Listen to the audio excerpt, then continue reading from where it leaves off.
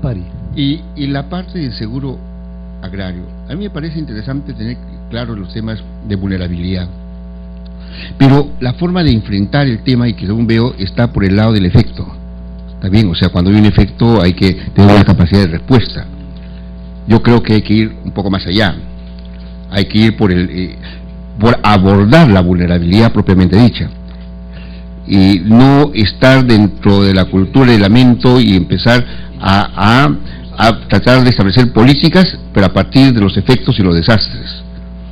El tema está claro, o sea, usted mismo en su exposición dice pérdida de biodiversidad.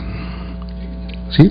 Es cierto, una alteración climática fuerte, una sequía, espacios interandinos de alta vulnerabilidad, la pérdida de biodiversidad es rapidísima. Pero el tema es que hay que irse adelante. ¿Cómo es de que el Ministerio empieza a construir, por ejemplo, bancos de germoplasma para evitar la pérdida de la biodiversidad y restablecer esta biodiversidad si el tema está identificado? Es un asunto, un primer aspecto. Pérdida y descapitalización. Por ejemplo, en los sectores altoandinos, un friaje, empieza a haber descapitalización del productor. Entonces, pero sin embargo, ahí hay un tema, la vulnerabilidad se da precisamente porque el nivel de soportabilidad de carga animal en las zonas altoandinas es cada vez menor, y por lo tanto los animales cada vez están mucho más débiles para poder resistir es la variabilidad del clima, resisten menos el frío, resisten menos las heladas porque están débiles. Entonces implica un trabajo intenso de cómo es de que por lo menos generamos o incrementamos los niveles de soportabilidad o buscamos alternativas para precisamente disminuir ese nivel de vulnerabilidad que se da en esos espacios.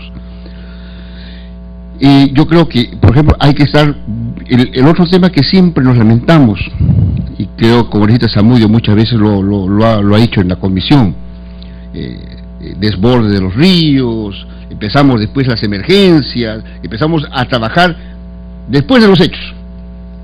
Entonces, ¿cuáles son las políticas, por lo menos de manejo y gestión de la cuenca, en relación a evitar los desbordes, ver cómo es que manejamos este tema, pero ya planificadamente? O sea, el tema no es que hay que ver el asunto de los desastres por los efectos, sino ver adelantarse y tener una cultura mucho más preventiva y políticas preventivas en relación a este tema.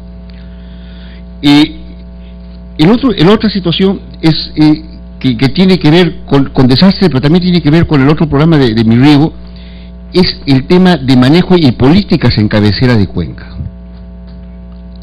Si no hay recarga acuífera en la cabecera de cuenca, obviamente ponemos en riesgo toda la cuenca en su conjunto. ¿Y qué está pasando en las cabeceras de cuenca? No quiero meterme en el lío de la Minerva, sino quiero ver la política en concreto. Encontramos que los bofedales se secan, los bofedales te sirven como es un humedal importante para la carga acuífera, cada vez se empieza a desertificar las cabeceras de cuenca, por lo tanto evitamos la retención de humedad en estas cabeceras de cuenca y por efecto evitamos la recarga acuífera, la contención de humedad y agua en la zona alta para que recargue desde arriba los acuíferos y que puedan salir más abajo por las aguas de ojo y empezar a alimentar toda la cuenca. Las políticas de forestación en las cabeceras de cuenca no se están dando. La política de forestación se están dando más en los valles trandidos o más abajo a media cuenca. Obviamente donde el éxito de la forestación se nota más rápidamente, porque a media cuenca es fácil hacer forestación.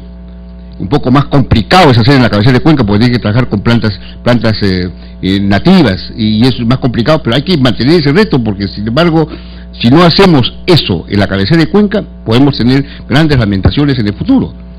Y eso tiene que ver con el asunto del cambio climático, el proceso de adaptación y la forma de enfrentar el cambio climático tiene que mirarse muy bien lo que implica la cabecera de cuenca. Entonces yo creo que ese es el otro tema.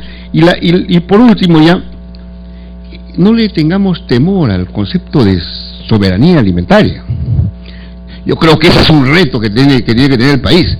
Seguridad alimentaria está bien, pero sin embargo, hay que trabajar para que haya seguridad alimentaria. ¿Está bien? La disponibilidad es importante, pero a veces la disponibilidad lo podemos solucionar con pura importación de alimentos. ¿Sí? El trigo lo importamos, por ejemplo, ¿no? Y tenemos una cultura alimentaria así distorsionada. Pero no nos da soberanía y capacidad de decisión de qué cosa comer. Eso es soberanía alimentaria, de que la población venezolana tenga decisión sobre qué cosa comer, ser soberano en su alimentación.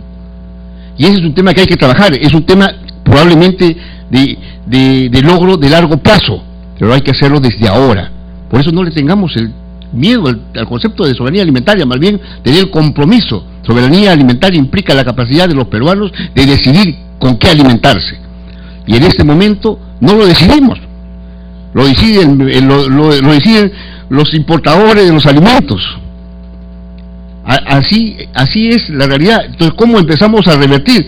Y es por eso que todo el otro conjunto de políticas, política de riego, de política, todos los problemas agrarios, apuntan en largo plazo construir soberanía alimentaria, o si no, por eso no le tengamos temor al concepto, al contrario, tenemos que sostenerlo y empezar como política a largo plazo de construir un país que sea soberanamente en términos alimentarios. La seguridad alimentaria sí es un objetivo que sí hay que lograrlo más en el corto plazo, porque hay que trabajar en la disponibilidad, en el acceso y en los patrones.